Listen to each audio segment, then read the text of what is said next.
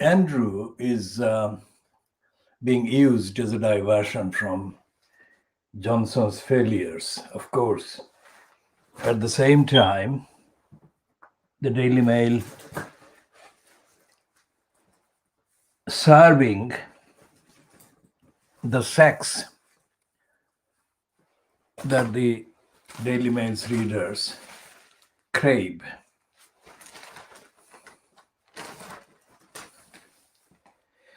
And the Daily Star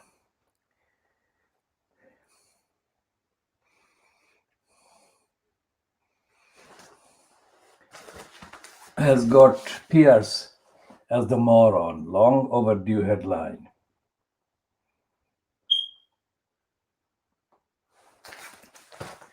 Now, the moron is overpaid and he's a millionaire because of the Fleet Street kind of providing him with a career as the moron. And they're saying the television's Pierce moron, well, they're saying Morgan, but I'm saying moron. Television's Pierce moron last night slammed himself as a cob idiot for going mask-free in a cab. Now, nobody else would be given that publicity on the front page of a tabloid. This is publicity for the moron because they are saying that he is kind of ridiculed himself and condemned himself. That shows that he is a moron with a conscience.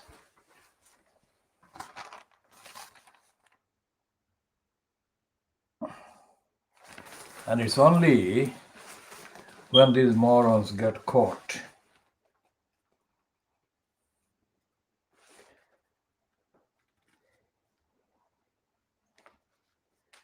Is it Celia Walden sitting nearest to the camera? Celia Walden, his wife.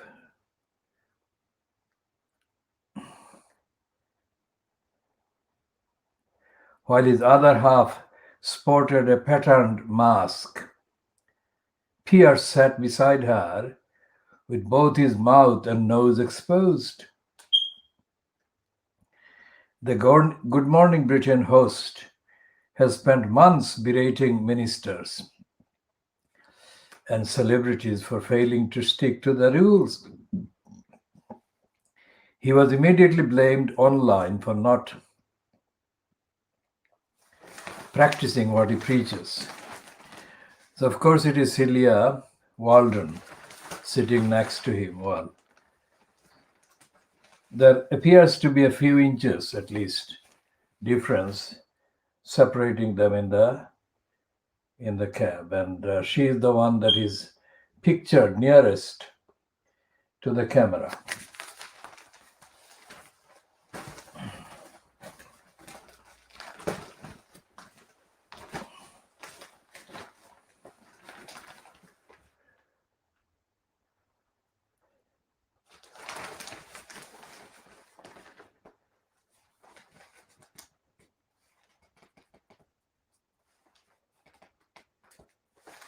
And they're saying that in the editorial that daft Pierce, daft that is idiotic, stupid, Pierce moron is unmasked.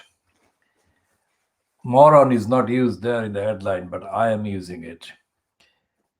And they're saying no one should bend the rules on masks, and that includes Piers Morgan. The Good Morning Britain host admits flouting COVID-19 advice by failing to wear a face covering in a cab and calls himself a cob idiot. Now that's an embarrassing but long overdue admission that he is an idiot. Photographers caught Pierce hopping into a London taxi mask-free with wife Celia. She is wearing a mask.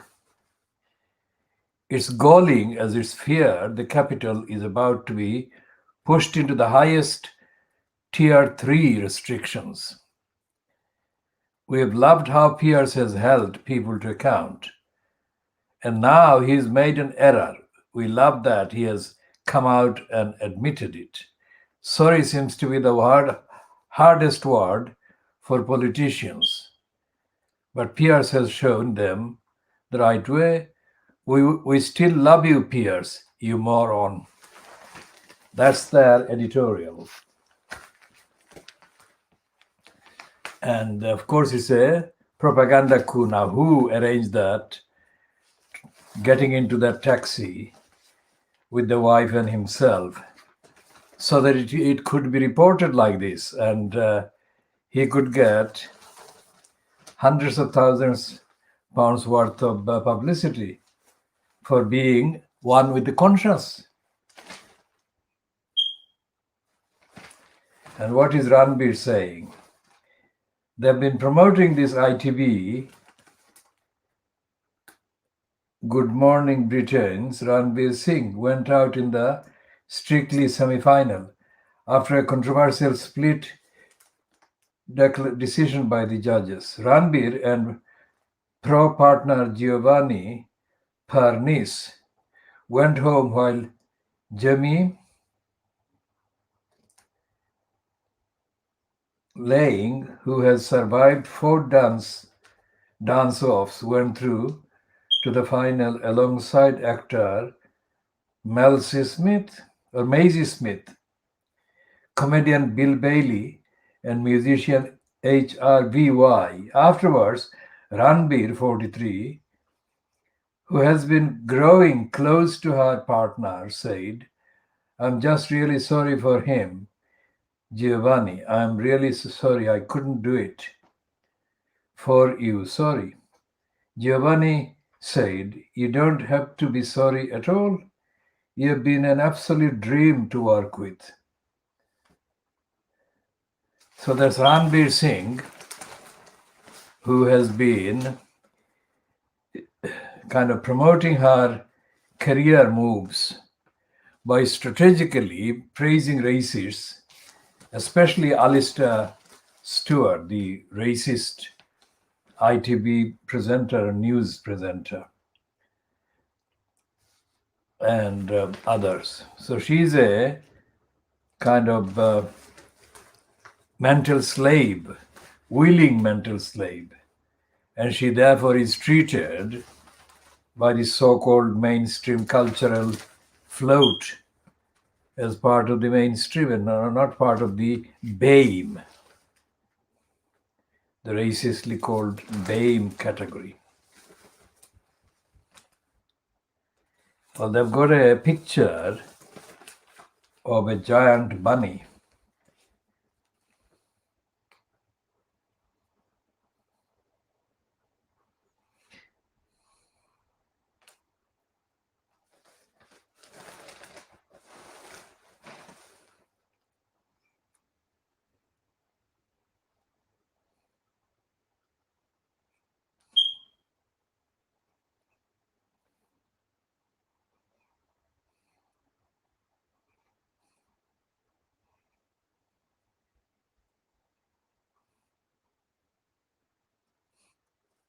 He's an extremely sociable bunny, aged 18 months. And he's, of course, spoiled rotten, but he's also special because he follows her, Lynn, who kind of has him as her family. Everything she does, he follows. When she watches television, she follows her. When she washes the dishes, he follows her, which is an exceptionally different and much appreciated piece of feature. The Daily Mirror is fully on board the Boris Johnson lying bandwagon on Brexit. The Daily Mirror is saying that it's a last final push, but Johnson has been pushing for a no deal for more than 4 years. And the Daily Mirror is justifying our calling it the Daily Error. But error is not anywhere near enough condemnation. And the Mirror has got a kind of exclusive, continuing on the Ministry of Defence's failure to honor the veterans who were used for the UK to conduct the nuclear bomb tests on the Christmas Islands, which is near between, let's say, the Asian continent and Australia. And Brexit crisis, UK only 17 days away from no deal. That's the Daily Mirror. And it says, Johnson is urged to thrash out pact as talks are extended. And business fears grow at damage of crashing out. And they've got a list of 6 category of damages that will happen if there is a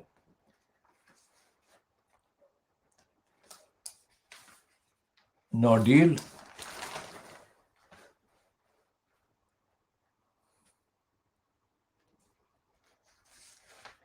And Justin Bieber is doing his Christmas commercial by teaming up with the NHS choir in bid for Xmas #1, of course. And the Mirror has got a headline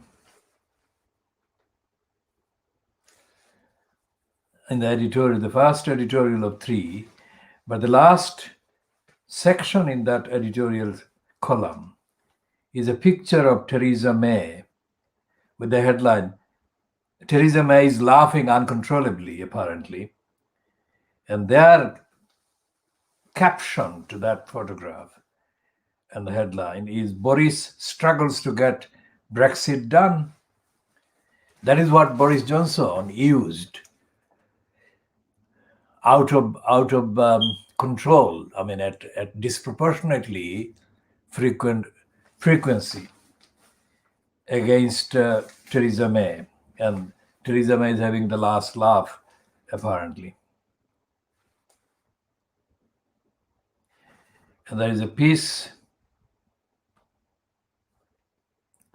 by Kevin Maguire, who is described as stalking the corridors of power. And he has got a correct point there about Ed Miliband. Ed Miliband is quite clearly, demonstrably filling the gap of a non-existent leadership of the Labour Party. So it is quite likely that there may be calls. He may not be successful in getting to be leader again, but it is quite credible that Miliband is being noted for his effective interventions against the Conservatives. So Maguire is saying Ed Miliband showed on television yesterday why Keir Starmer brought him in from the cold, biting like a man,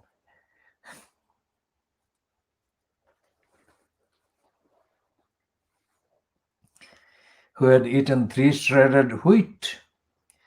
Wealthy Tory Sarah Dines claimed £175 a night for a 4-star London hotel while renting her London house for students. Now, this one brings the story or the scandal of Sarah Dines straight to Tower Hamlets, where Whitechapel is. And Whitechapel is where she has got nearly £2 million worth of property, while she's kind of stealing from the public.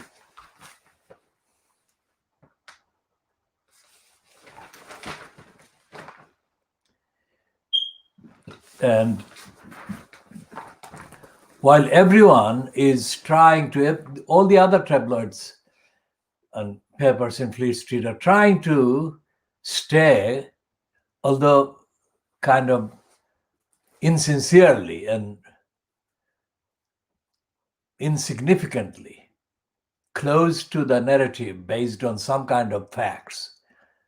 The Beaverbrook Daily Express, which is the suppress the truth, we call it, is uncontrollably out of order every single day.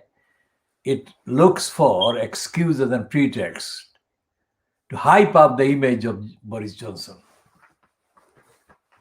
And this time, Monday, the 14th of December, it is saying, at long last,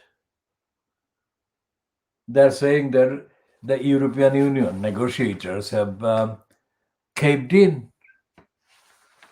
That is what it is saying, but it's a complete lie.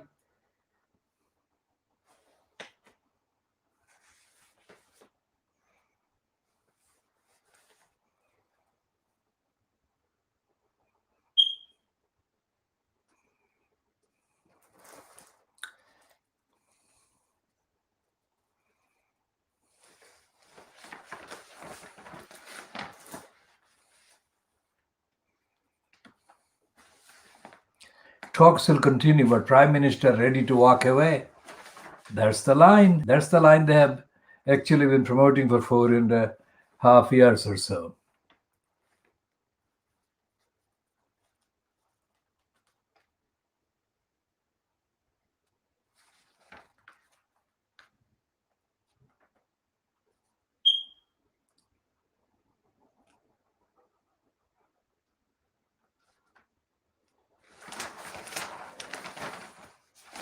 And there is always a sexual kind of innuendo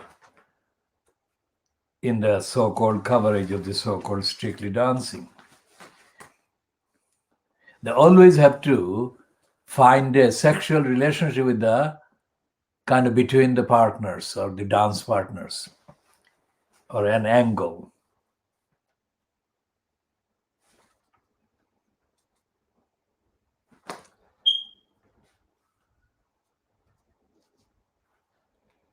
And there is an expert warning on a 2-page spread. The 2-page spread actually shows a gaggle of, or a baby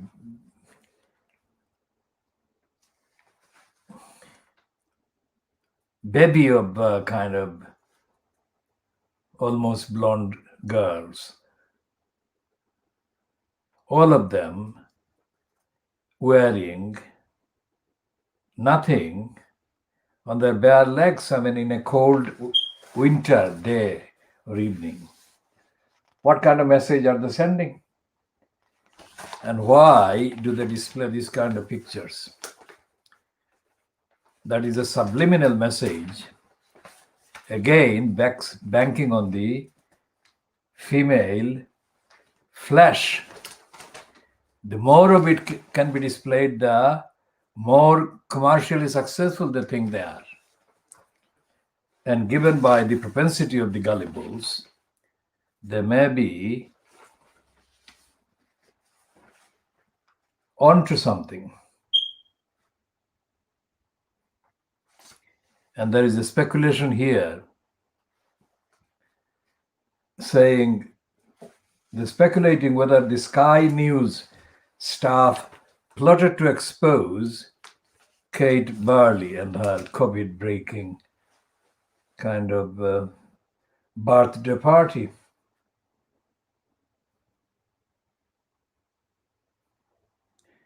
And there is a piece about damages in the High Court. Simon Cowell is considering suing for £10 million over electric bike crash that broke his back.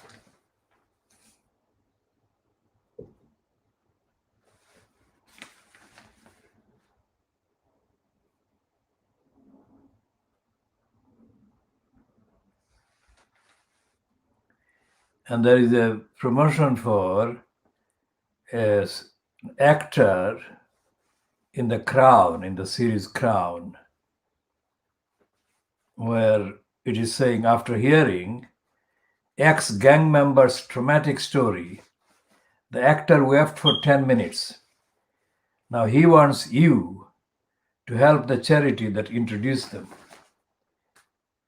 And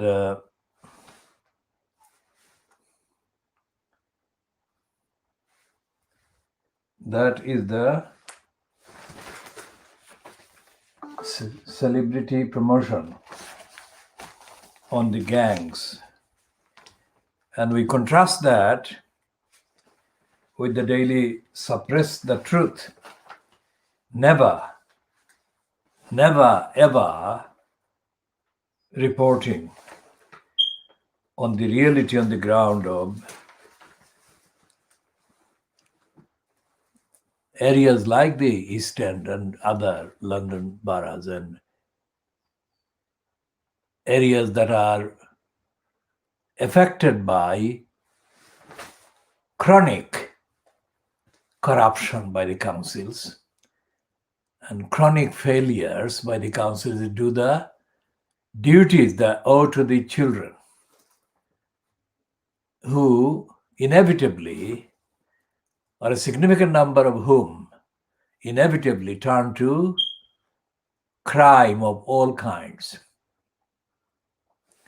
Now, our investigation into the council's safeguarding children and education, so-called sections or divisions on the adult social care obligations. We have been investigating continuously 24/7 for decades, during which periods these departments' titles have changed. So they're being called adult social care, social services, safeguarding children, and schools and education sections in the local councils in London and elsewhere in England. But essentially what we have been looking to find and identify is accountability, fitness for purpose, and accountability. And we assert hereby again that there is no study by any independent organization, neither so-called overrated Oxbridge or the so-called Russell Group of universities or the others, or any similar organization whatsoever, into the council's dysfunction and unfitness. So when we say this is the world exclusive diagnosis of Fleet Street, we include that kind of depth of the disastrous failure by the Fleet Street media and by the BBC, by the Sky News, ITV, Channel 4, all of them, to look at the day-to-day failures and negligence of councils. And those failures and negligence daily cause hardship and denial and deprivation, denial of service that the councils owe to the people.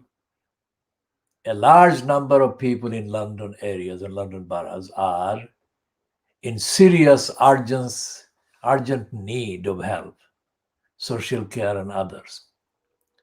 And this can be, in principle, extrapolated to cover all the local councils, with the exception of the likes of the City of London, which has got, on a scale, because of the size of the population being very small, on a scale it has got all the issues.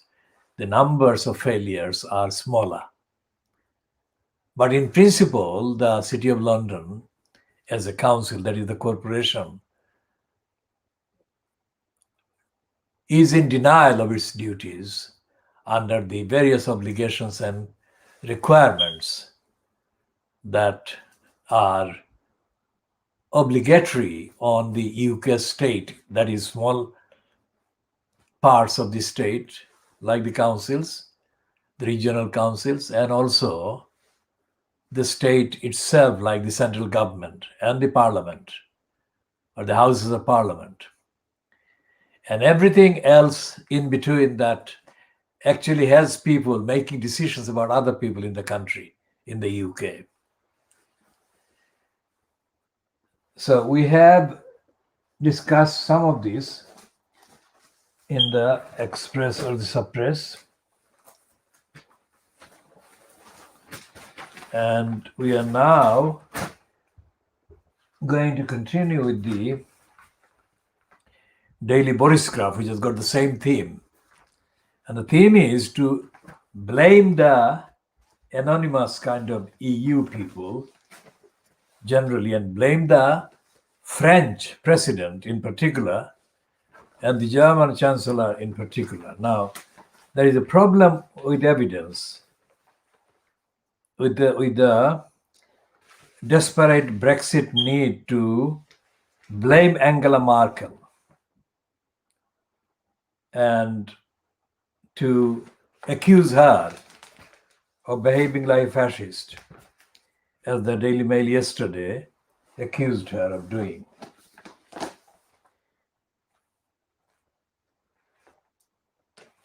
And there is a piece on front page of the Borisgraph which hardly gives any positive in terms of uncritical or kind of not condemning piece about London elected Mayor Sadiq Khan. We are no friends of Sadiq Khan, and we have been consistently, extensively critical of him, as we are today as well. But we make the point that Sadiq Khan is the target of the Borisgraph.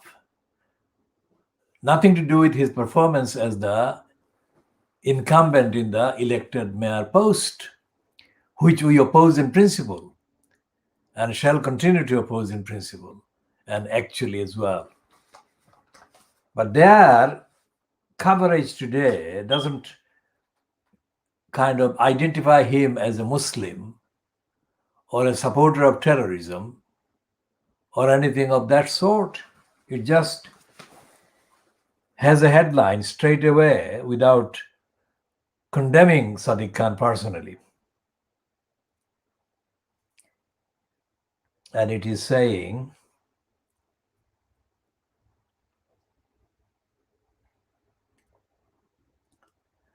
that the number of deaths, according to the Borisgraph, is 64,170. And the latest deaths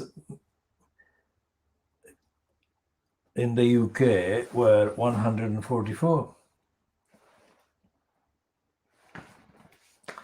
So the main piece there is saying London's mayor is calling for the capital schools to shut from today as new catastrophic infection rates push the city to the brink of tier 3. So that's the worst kind of state of the infection, according to current official measures.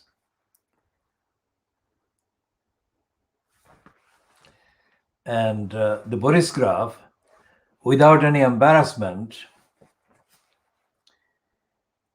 runs the front page lead: Brexit talks until New Year's Eve as latest deadline missed. It should have said that Boris Johnson has failed. And Boris Johnson has been exposed as having lied and exaggerated and made misleading statements about the negotiations. That is a point we are actually noting and asserting about Johnson's dishonesty and the Boris Graf's continuing dishonesty.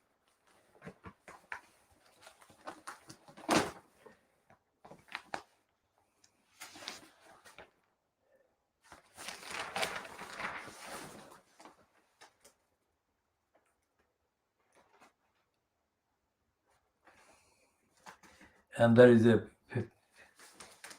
piece about the number of migrants fleeing UK migration concentration camps every day. Every week, they're saying that 2 migrants a week flee UK camp.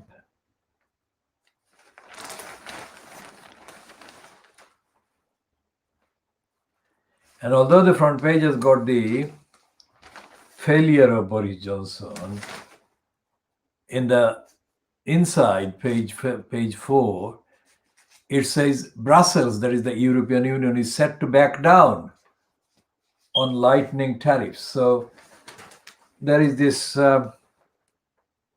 propensity to boast even when, in effect, admitting defeat at the negotiating table.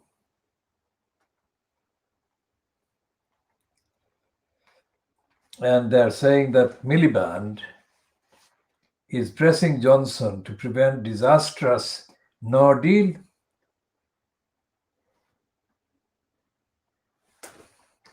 And Camilla Tominey, the most toxic, lying Brexiteer going in the Daily Telegraph, Boris Graf, is saying that the stalemate is not just about negotiations, but who will be blamed if they end in no deal. Well, that is a stupid and meaningless kind of piece, because she is not blaming Johnson. The question that is not certain itself suggests that she is in denial of Johnson's culpability and liability. And there is a piece about a London school saying that the Greenwich school is to shut because of the increase in the virus.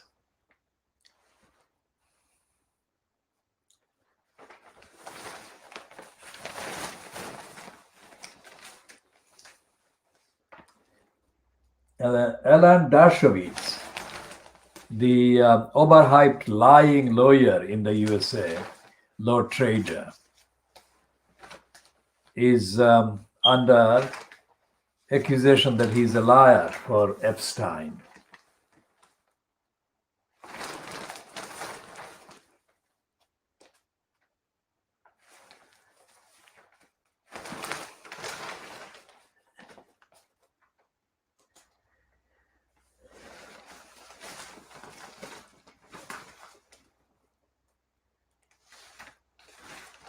And a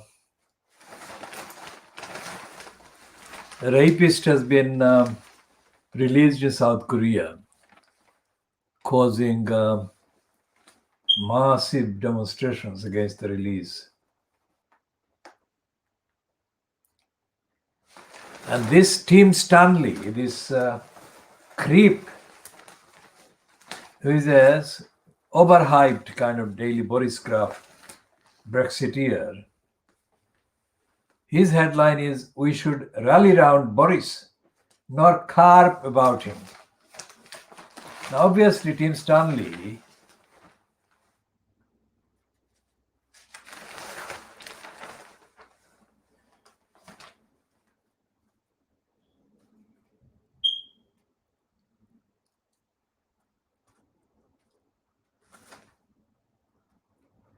his long-standing career is at the Daily Boris Graf, and he has been in denial on all the evidence, and everything he has been in denial of in appearing as a so-called newspaper, so-called previewer on Sky News mainly, and also on the BBC News Channel. Everything Tim Stanley has taken side with has been proven to be a lie and wrong. And everything he has condemned has been proven to be true. And I'm talking about only the last 3 or 4 years of him. He wasn't given a prominent place on the broadcasting sofas until Brexit. And his personality is promoted by constructing a series of fake achievements or fake kind of abilities on his part. But the bottom line is that he's a liar. He's a Brexiteer. And if he were in the USA, he would definitely be a Trumper. He's not a journalist. And the question about journalism, quite apart from what we are exposing, the Fleet Street journalism as being, the question arises because of the launch of Andrew Neil as the frontier of an American-style news channel, according to the UK Press Gazette. The UK Press Gazette is unconditionally promoting Andrew Neil and his project, and in the references, comparing it with an American kind of anchor-led channel style, it is also exonerating the American channels of all criticism, and it is completely ignoring the role played by those channels and by Andrew Neil over the last 30 years. Is it 30 years or more? Andrew Neil worked for Rupert Dirty Murdoch, Dirty Digger Murdoch, and promoted him endlessly and praised him and denounced the people who legitimately and correctly condemned Rupert Murdoch's stable of newspapers, so-called. So Andrew Neil was given exceedingly huge amount of space by the BBC for the last 15 years, where he has exploited the BBC, and he has been one of the Brexiteering promoting liars, which the BBC cabal allowed him to practice at the expense of democracy, at the expense of accountability in this country. And there is no remorse, there is no regret, there is no explaining the criminality of the role played by Andrew Neil in promoting Boris Johnson and promoting Brexit and promoting lack of democracy and democratic accountability in the context of the propaganda ran against the UK's membership of the EU. And Neil is also a notorious racist, and he remains so, because there is no mention in the Press Gazette. Let's see what the Press Gazette is saying about promoting him.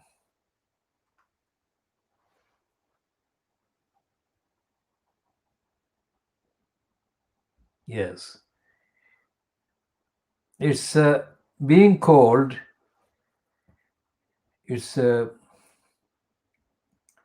being called GB News, that is Great Britain News. They're saying Great Britain News launch. Well, the abbreviation is used, not Great Britain. It's being called GB News. We are assuming, as we interpret the GB as standing for Great Britain. And it says GB News launch. Why advertisers are positive about new anchor-led news channel for UK. Remember, they're not talking about the readers. Their main headline is, why advertisers are positive about new anchor-led news channel for UK. Now, that is a lie, because anchor-led doesn't really kind of apply to the UK broadcasting networks. They're too small. So their hosts or presenter, that is the actual correct word in terms of number, in terms of size, in terms of the kind of areas covered by the reach of the particular broadcasting channel. Unlike in Australia, where the population is smaller, but the regions are too many and they are bigger than the USA.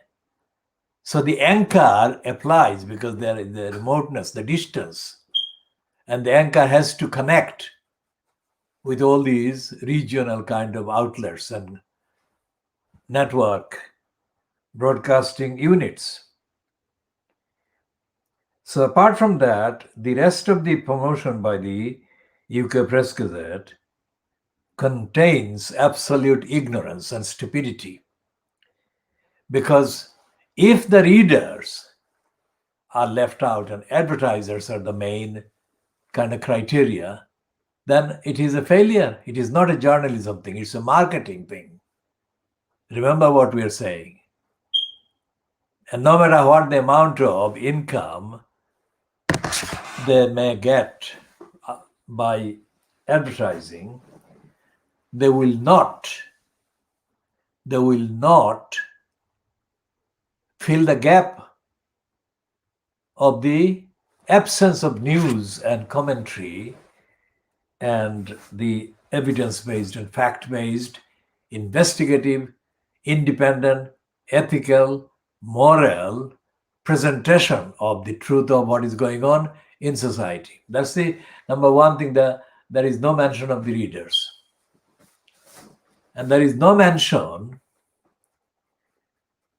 of the role played by the current setup in the UK broadcasting setup, that is, and what kind of impact the current constitution, that is the arrangement and composition of the broadcasting networks, what role it plays in informing people about the actual truth. No mention of that. So although it's called the UK Press Gazette, it is not telling the truth. And it is not about the press. It's about the use of the media, in this case the broadcasting media, as a marketing tool, marketing kind of avenue to generate marketing, generate money.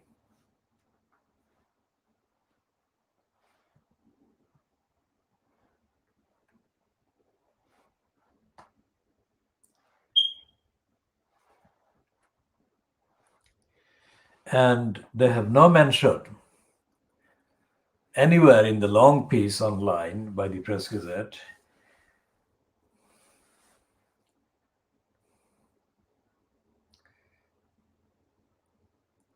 of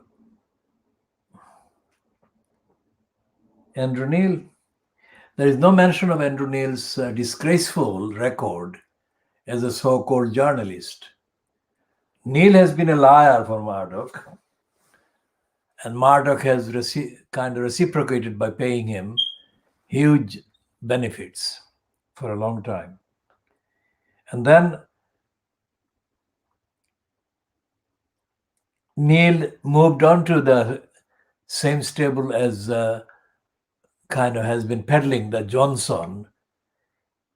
I mean, the big weekly magazine platform, The Spectator, has been the biggest sponsor and promoter of Boris Johnson and his corruption and his career built on corruption. And in this piece, The UK Press Gazette doesn't mention anything about any role being played by Andrew Neil or anybody else that has been allowed by the BBC to pocket millions of license fee payers' money, while the BBC's remit has been effectively destroyed and buried in the last kind of 10 years. And it was quite clearly the same narrative that is being fiercely fronted by Andrew Marr, as he showed on the program on Sunday, because Ed Miliband was being kind of interviewed, but Marr actually deprived the viewers of the objective narrative, and the questions were very much as if those had been written by Laura Kongsberg. And Laura Kongsberg, the political editor of the BBC, is notorious as a fan of the corrupt, criminal regime of the Brexiteering cons. And Kongsberg has been responsible for a big amount of politically motivated, so-called politically edited output about the leadership of the Jeremy Corbyn in the Labour Party. And she also lied about the election, and she predicted results about the election. So all in all, Laura Kongsberg has been a kind of persistent lying promoter on the BBC of the cons and of the Brexiteering lying Johnson cabal and regime. So therefore, if their political editor is allowed that kind of brazen license to tell lies about Brexit, lies about the rest of society, and hide the truth about the impact of Brexit in creating poverty, in creating hardship, and in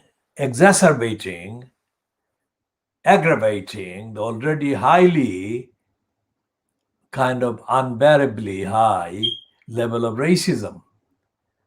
Because whenever there is this crisis, the racists are deployed to point out, like this caller on the LBC pointed out Majid Nawaz, or whatever his name is, this guy who presents an LBC program, but he says that he was born a Muslim and that he was born in London. So even so, and even so, the Majid Nawaz, or Nawaz Majid, whatever the name is, as I say, has often openly kind of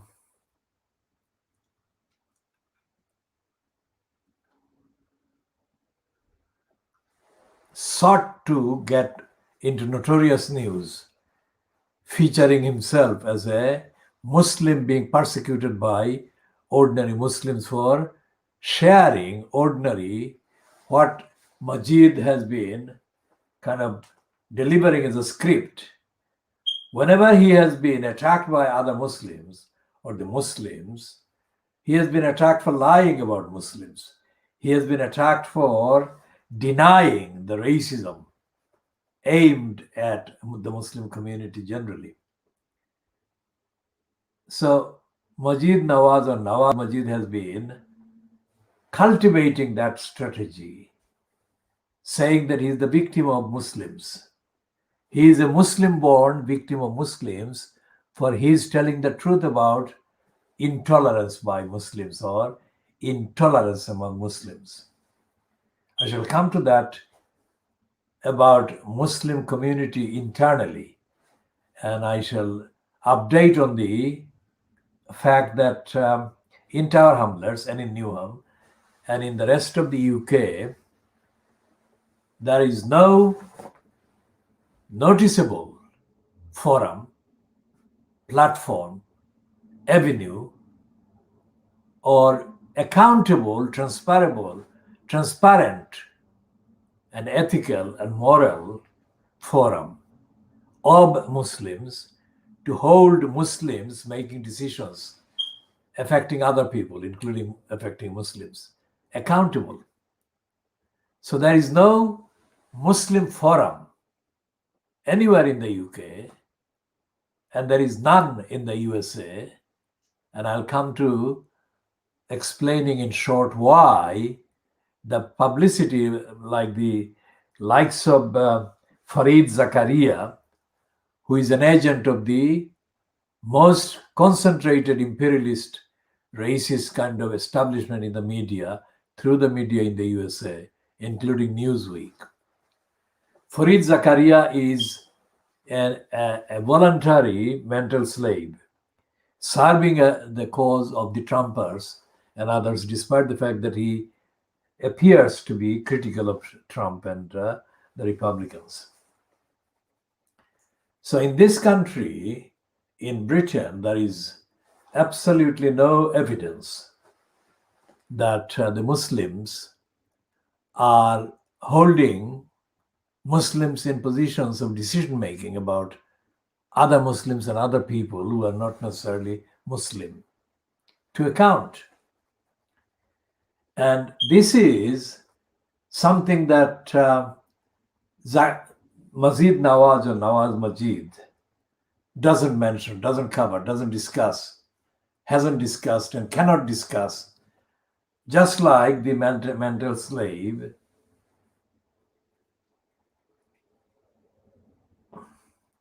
that is installed at the Guardian Observer, this Malik.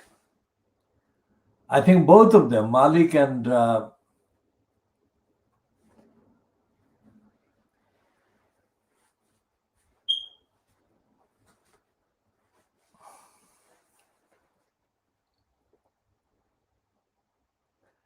the other one that I've been discussing, and also Imran Khan, the so-called lawyer, the licensed law trader. Imran Khan and Mazid Nawaz and this Malik at the Observer, these three have connections with Newham in East London. Either all of them were born in Newham or they were significantly raised in Newham, or maybe some of them, or if not all of them, have got homes in Newham even now.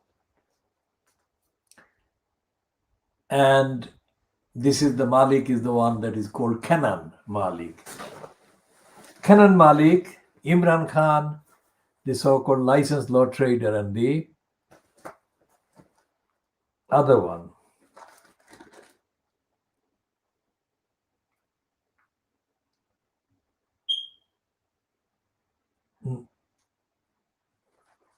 Majid Nawaz.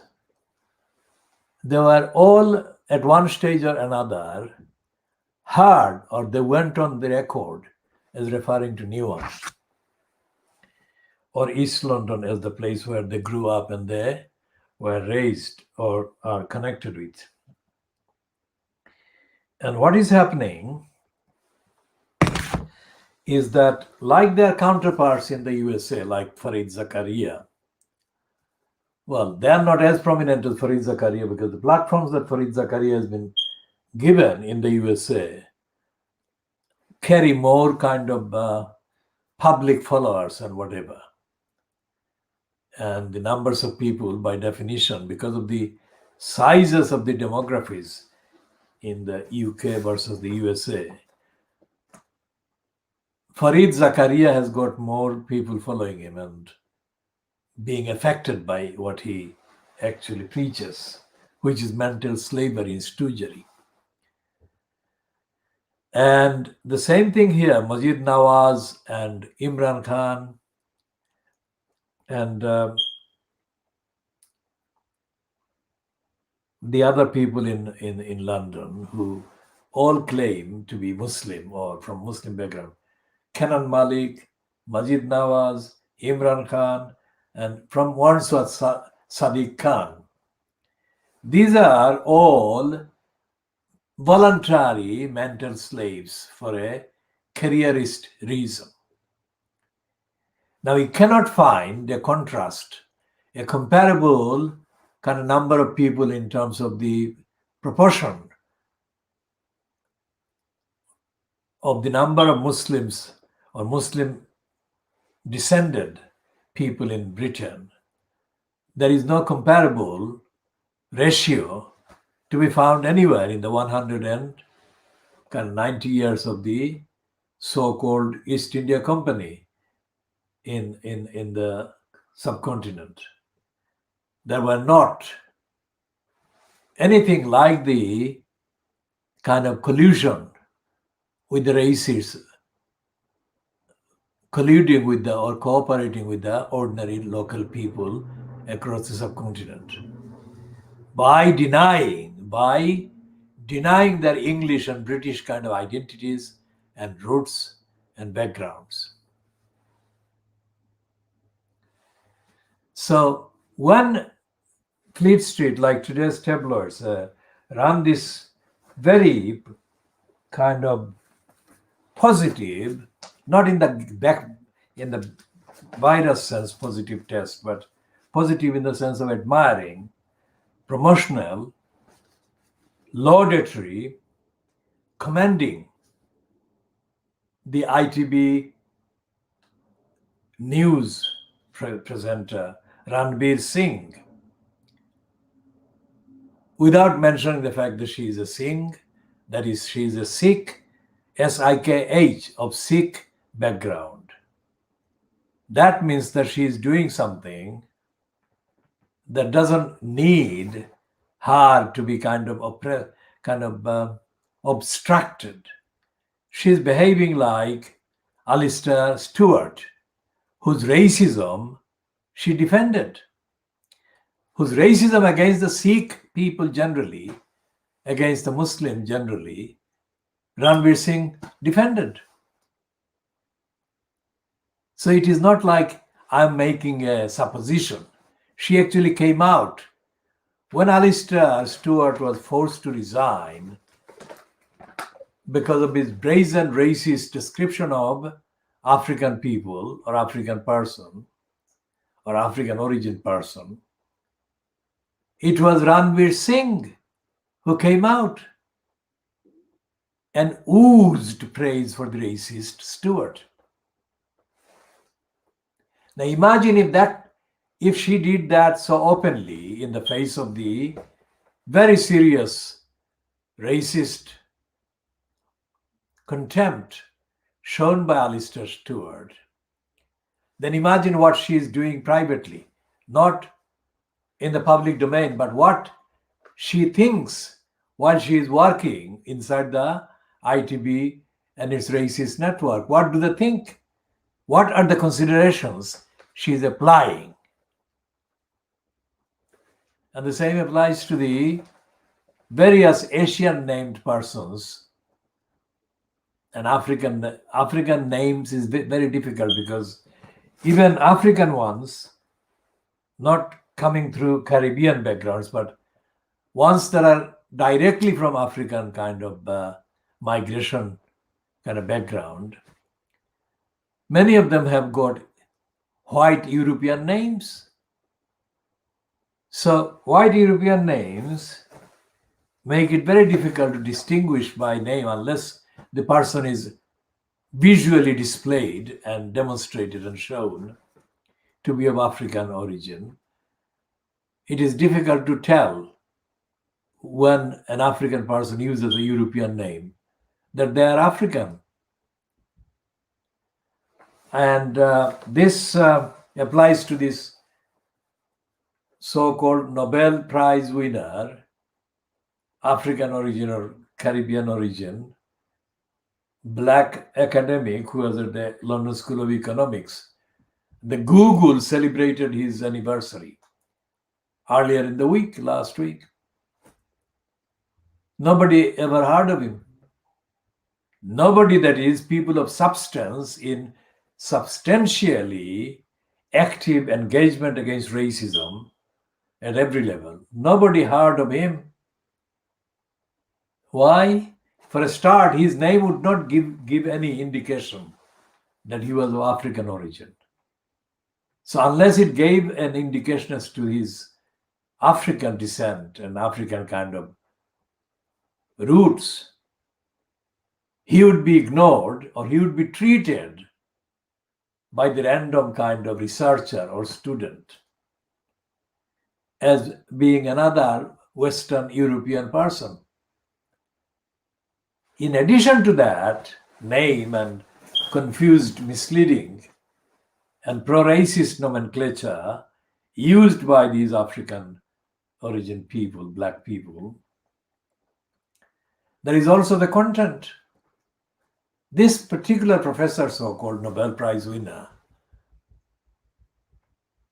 was not given the Nobel Prize because of any opposition to racism, any opposition to imperialism, any perception about the role of empire and imperialism for the last 500 years, which has affected severely the people of what is now the USA and Canada and the rest of the so-called Latin American countries and the people of the continents of Africa and Asia. Because in the Americas, the Europeans carried out genocides, serial genocides over centuries against the local people, the original nations. And the genocidal strategy and agenda narrative are still actively ongoing, as has been illustrated by the fact that Justin Trudeau was exposed as having treated as a joke, blackening up a white face to take the piss, that is to say, to make a mockery of the African people, people with the black skin. And in the last 2 months, in a Canadian hospital, a dying woman belonging to one of the original nations in America, what is now called America, she was live streaming her last hours or last kind of moments. And that live streaming caught nurses who were supposedly there to look after her. If possible, look after her to the point of saving her. But they were videoed as calling her names and laughing at her and mocking her as she was dying. And to this day, Justin Trudeau has not really dealt with any of the racist incidents that have come to light during the period he has been in post as Prime Minister. Now, Justin Trudeau is not a Trump because he's been very critical of Trump's racism. But even that criticism of Trump's racism doesn't extinguish the heavy liability that Justin Trudeau is under as a racist himself. So when Brenda, the monarch in this country, England, the Queen Elizabeth II, is reported as having kind of expressed very fond attitude about Justin Trudeau because of his youth and whatever else he brings refreshment or refreshing kind of presence to the table, because he is the head of the government and he meets her both in that capacity and also as the monarch of Canada. When Brenda does that, Brenda fails to kind of behave as the Queen of the Commonwealth. Because apart from as Australia and Canada and New Zealand, the UK is the colonial Commonwealth for the majority of the member states coming from Africa and Asia. And they are African or Asian majority. Yet, the role model and the kind of frame of references that are exported and marketed to the other Commonwealth countries are based on Australia, New Zealand, the UK and Canada, and that's it. The small, tiny minority islands and protectorates that are also treated as part of the Commonwealth, which is the British Empire, they don't actually make any traction. They don't make any real difference in terms of significance to alter the behavior of the racist status quo. And the fact that Canada is able to operate as a racist, genociding kind of cultural entity is not lost on all the students of what is going on in Canada and in the UK, in Australia and other little parts of the British Empire. Because the British Empire does not take any action against any of the racists, colonialists, and deniers in any shape or form. So Fleet Street is in denial of all of this, what I have said in the last 40 minutes. Because Fleet Street doesn't have any slot or any kind of column or any section about what is going on in the world and in this country and in relation to the British colony, which is now called the Commonwealth. And what does happen in those countries, for example, in India, let's say. India is a country with more than 1 billion people. It's a huge kind of territory in the whole of Asia. Apart from China, India has got the biggest land geography, territory. And the Russian parts don't match the size of India. And the Russian parts of Asia, that is. And in the general history of the British Empire, it is forgotten,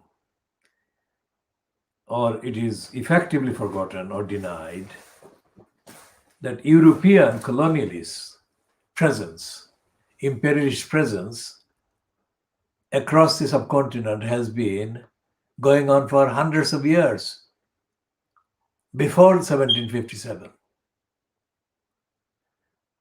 One reason is that although European colonialists and imperialists have been invading and intruding into the various coastal areas, starting from, let's say, today's Karachi and ending up to Cox's Bazar in Bangladesh. Although the coastal areas have been affected by the Western imperialists from Portugal and Spain and Holland and other Western colonialist powers. The majority of the land across the subcontinent was still under occupation of what was to be the 700-year-old dynasties of Muslim Mughals and other Muslim rulers or Muslim regimes. That's number one. Number two is the European intrusions before 1757 were very marginal in terms of the impact they had. But by the time they stayed there up to the departure of the British in 1947, the various Europeans had produced, in terms of the children, mixed race children who, in a large sections of the Indian population today, resembled the European white population. And this fact is nowhere more evident than in the hugely popular kind of film industry, Mumbai and in other parts of India. The actresses that play the female roles, most of them are as white as the European ones or European counterparts. And they're not people that have recently migrated to India from Europe. They're actually children mainly, and they're from generations of native, if you like, Indian who have been there for hundreds of years. But that is not represented in the political maps and the political geographies and political compositions of the Republic of India today. And the same ethnic mix is to be found in the places called Pakistan. It's not all down to the Europeans, kind of imperialists going there and having mixed race children, but the kind of Aryan, what is the Aryan kind of descent, also contributes to the fact that the populations in Pakistan and in India have significant numbers of white-skinned, European-skinned, light-skinned people. So significant is the difference between light-skinned and what is generally considered the subcontinent's general kind of pigmentation of people, is contained in even the cinema scripts, where one of the currently most busy actresses, Kajal Agarwal, has played in the last few years a character who openly says that she doesn't want to be engaged to or be in a relationship with a man who is dark-skinned or not similar to her own skin color. That is in the script. And that poses serious questions about ethnicity and about race and racism and the subtleties and the various factors that still influence the thinking and outlook of the people. And this is a parallel to the prejudice based on castes, based on religion. In India's case, the majority religion is Hindu, and the next, numerically, most significant religion is the Muslim, Islam. And then there are Christians, and there are, of course, the Sikhs, S-I-K-H-S, Sikhs. So when I call the British mainstream media racist, I do not deny the existence of what I have just stated about India and about Pakistan and about Bangladesh. Compared to what is Pakistan now and what is India now, the situation in Bangladesh is of different dimensions, not very different in terms of the principles of ethnic kind of justice and ethnic injustice. But dimensions are different because of the backgrounds of the majority of the people that make up the population of Bangladesh as compared to their counterparts in the mainlands in India and in Pakistan.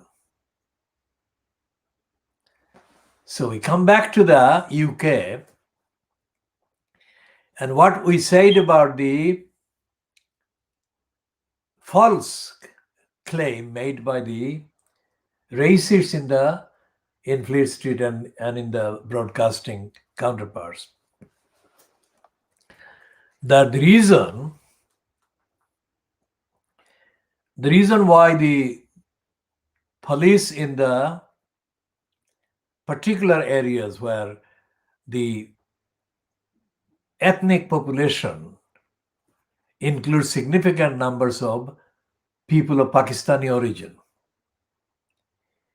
and it is about the Pakistani origin man, gangs of men, committing rapes and operating prostitution rings involving locally born, mainly white girls.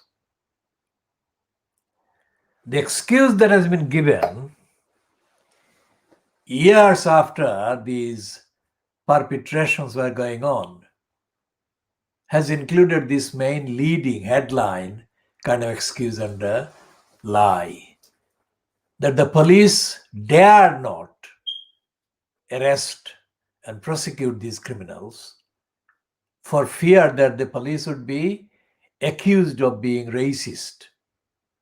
And I have discussed this before. I'm not going to restate the discussion again here, except to update it by saying that the police are not failing just those girls or others similar to them. The police are failing generally in this country. And the reason why the police are failing in this country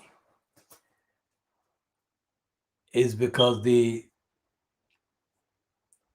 democratically elected so-called opposition, the Labour Party, is failing to do its job.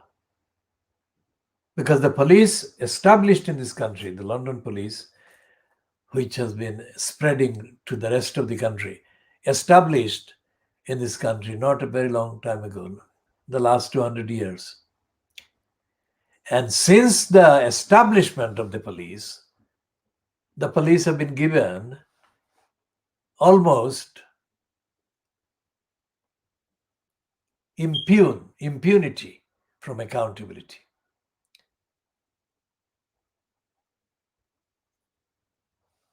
And this impunity from accountability is aggravated against the victims of sexual gangs. And these victims are white girls, white women, white young children. So that is where racism is an unforgivable crime. And when the racists cover up stories to excuse rapists, then they commit multiple crimes against humanity. And the Fleet Street papers are not reporting these multiple crimes against humanity at all. So this is 9:30 GMT on Monday, the 14th of December 2020. We shall be continuing the diagnosis of Fleet Street and the diagnosis of the racist and corrupt British establishment and the mainstream in part 2.